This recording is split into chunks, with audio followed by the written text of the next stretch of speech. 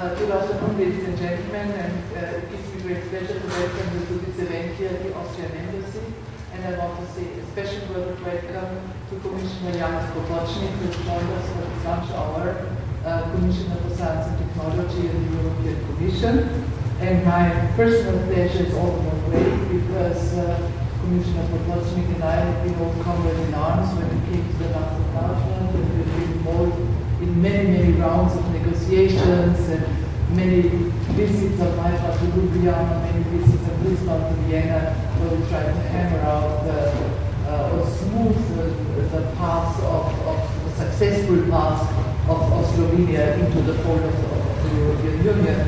And when it comes to success stories in connection with the last enlargement, Slovenia definitely is a success story. But we are not talking about enlargement at this meeting here. We wanted to talk instead about what is happening in the European Union in the field of science and research, to talk a little bit about the new framework agreement, and to talk about one aspect that concerns us all, different measure, but concerns us, and it is of course the increasing presence of scientists and researchers from the European continent in the United States, where they work and work with very successfully in American universities and research institutions, targeted by the modern slogan of brain drain. And now brain drain has, in my opinion, a rather negative connotation. I think we should rather look at it positive, from the positive perspective, that sort of the kind of globalization that we are facing in so many areas of modern world is also happening in the field of science and research and technology,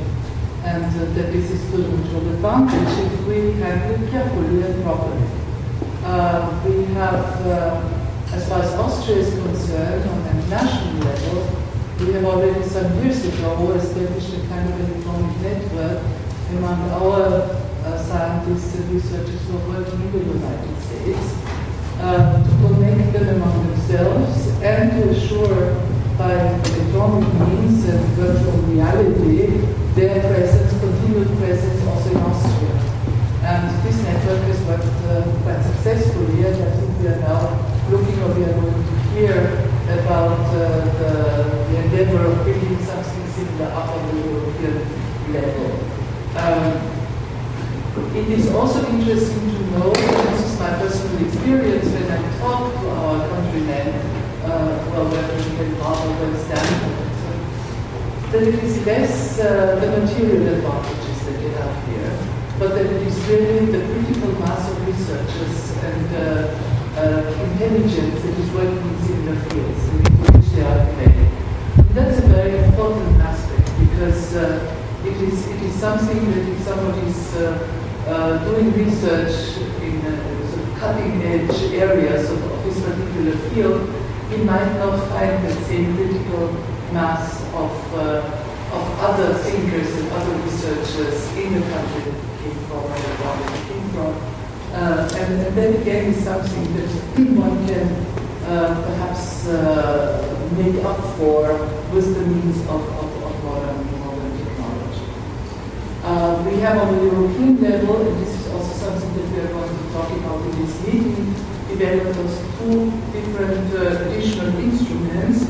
The international integration grants, which is to encourage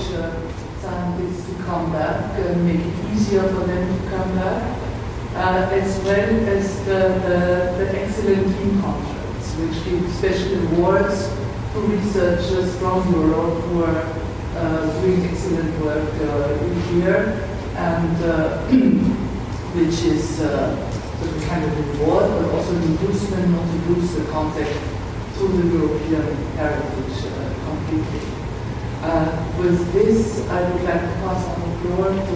Angelo Spangratis, and thank you once again for joining us, and wish you a very interesting lunch hour.